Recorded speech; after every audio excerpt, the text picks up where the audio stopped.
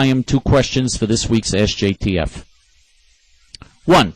Do you think the former Soviet Muslim states of Azerbaijan, Kazakhstan, Kyrgyzstan, Tajikistan, Turkmenistan, and Uzbekistan could one day adopt Sharia law, or they have already? Also, in some previous Ask JTF programs, you mentioned that the Muslims in these countries are more secular than the Muslims in Saudi Arabia or Iran, but do you think one day these Muslims will also become more religious? Also, while we're on the subject of these countries, what is their relationship with Israel, unquote? Okay, great questions.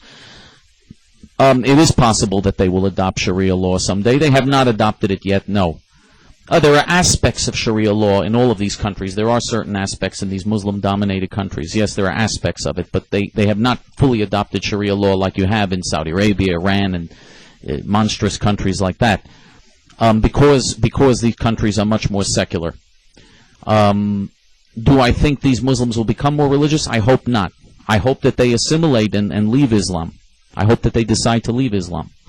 But I don't know what's going to happen. I honestly don't know what the situation is on the ground in these countries. I just don't know the answer to that. Their relationship with Israel is they're Muslim countries. They're enemies of Israel. They don't want to openly come out and say we want to destroy Israel because they want a good relationship with Western countries, and they think the Jews have a lot of influence in Western countries.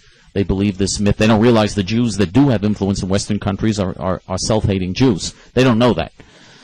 But in any event, their relationship with Israel is basically is not the same completely hostile relationship that you have among Arab Muslim and among Arab Muslim countries, for instance. But of course they're on the side of their fellow Muslims.